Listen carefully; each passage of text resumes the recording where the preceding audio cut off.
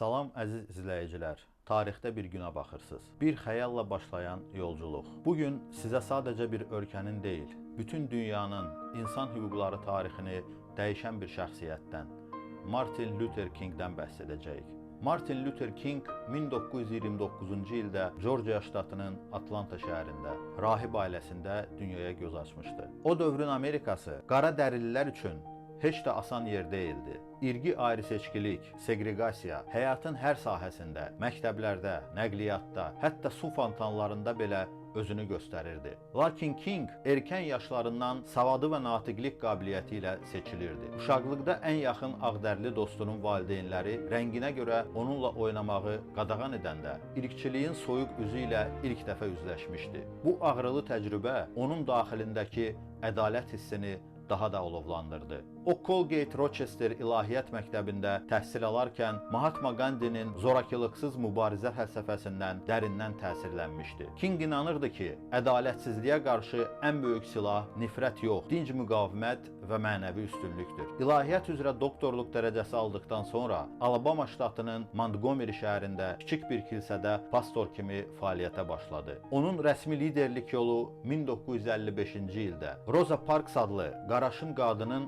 avtobusda ağdəriliyə yer vermədiyi üçün həbs olunması ilə başladı. King bu hadisədən sonra Montgomery avtobus boykotuna rəhbərlik etməyə başladı. İnsanlar tam 381 gün boyunca avtobuslardan istifadə etmədilər. İşə kilometrlərlə piyada və ya könüllü maşınlarla getdilər. Bu boykot zamanı Kingin evi bombalandı. O, tərəfdaşlarını buna görə qisas almamağa çağırdı və bununla mübarizənin yönünü dəyişdi. Nəticədə ABŞ Ali Məhkəməsi ictimai nəqliyyatda irqi ayrı-seçkiliyi qanunsuz elan etməyə məcbur oldu. Bu, Kingin və onun ideyalarının ilk böyük zəfəri idi. 1960-cı illərdə Kingin rəhbərlik etdiyi hərəkat artıq bütün ölkəyə yayılmışdı. O, oturma aksiyaları, dinc yürüşlər və təsirli çıxışları ilə minlərlə insanı, həm qaradərililəri, həm də ədalətə inanan ağdərililəri bir araya gətirməyi bacardı. Bu mübarizənin tarixi məqamı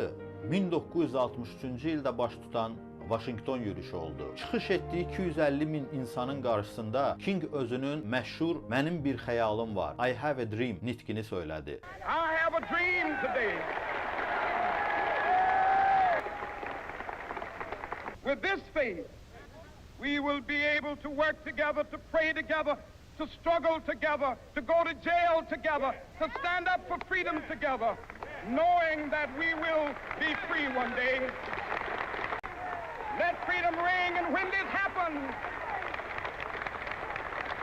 when we allow freedom ring, when we let it ring from every village and every hamlet, from every state and every city, we will be able to speed up that day when all of God's children, black men and white men, Jews and Gentiles, Protestants and Catholics, will be able to join hands and sing in the words of the old Negro spiritual, free at last, free at last, thank God Almighty, we are free at last.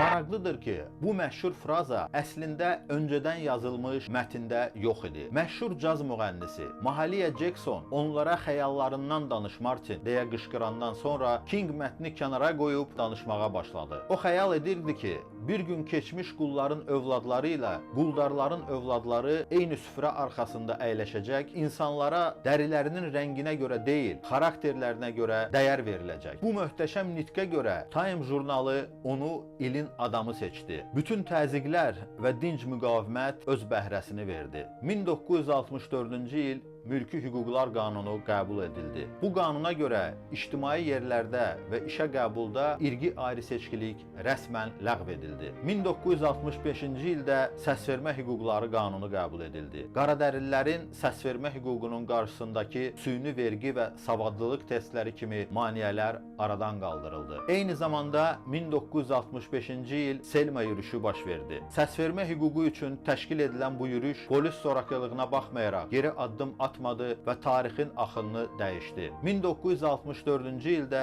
eyni zamanda Martin Luther King Nobel Sülh mükafatının laureatı oldu. İrqi bərabərsizliyə qarşı zorakılıqsız mübarizəsinə görə cəmi 35 yaşında Martin Luther King bu mükafata layiq görülən ən gənc şəxs oldu. O mükafatdan gələn $55.000 hər sentini mülki hüquqlar hərəkatına bağışladı. Təəssüf ki, hər kəs bu dəyişiklikləri həzm edə bilmirdi. King ömrü boyu 30 dəfədən çox həbs edildi. FTB tərəfindən davamlı izlənirdi və hər gün yüzlərlə ölüm təhdidi alırdı. Hətta 1958-ci ildə kitab imzalama mərasimində psixi cəhətdən qeyri-sabit bir qadın tərəfindən sinəsindən bıçaqlanmış və möcüzə nəticəsində sağ qalmışdı. Həyatının son illərində o mübarizənin miqyasını daha da genişləndirərək təkcə irqçiliyə qarşı yox, həm də yoxsulluğa və Vyetnam müharibəsinə qarşı çıxış etməyə başladı. 1968-ci il aprelin 4-də Tennessee ştatının Memphis şəhərində qaldığı otelin balkonunda vurularaq qətlə yetirildi. Qətildən bir gecə əvvəl etdiyi son çıxışında sanki ölümünü hiss etmişdi. Mən zirvəyə qalxmışam, vəd olunmuş torpağı görmüşəm. Bəlkə sizlərlə orada ola bilmədim, amma bilin ki, biz bir xalq olaraq ora çatacağıq. O vurulanda cəmi 39 yaşında idi. Onun ölümü Amerikada böyük şok yaratsa da ideyalarını boğa bilmədi. Əksinə, Martin Luther King Amerikalıların şuurunda geri qayıtmaz bir dönüş nöqtəsi oldu. Onun mübarizəsi olmasaydı, bugün Amerikada qara dərililərin dövlət vəzifələrinə gəlməsi, prezident seçilməsi, biznesdə və incəsənətdə azad şəkildə təmsil olunması imkansız olardı. İndi hər ilin yanvar ayında ABŞ-da Martin Luther King günü milli bayram kimi qeyd olunur. King öyrətdi ki, qaranlığı qaranlıqla qova bilməzsən. Bunu yalnız işıq edə bilər. Nifrəti nifrətlə yox edə bilməzsən. Bunu yalnız sevgi edə bilər. Və bugün Martin Luther Kingin bayaq haqqında danışdığımız çıxışını etdiyi gündür. Bu çıxış bizə onu göstərdi ki, bir şəxsin əzmi və davamlı mübarizəsi tarixin gedişinə necə yön verə bilər. Martin Luther Kingin bu möhtəşəm çıxışı Amerika tarixinin dönüş nöqtələrindən biri oldu. Videolarımızın daha böyük auditoriyaya çatması üçün bəyənin, paylaşın və şərh bölümündə öz təkliflərinizi və suallarınızı verin. Tarixin növbəti günündə görüşənədək.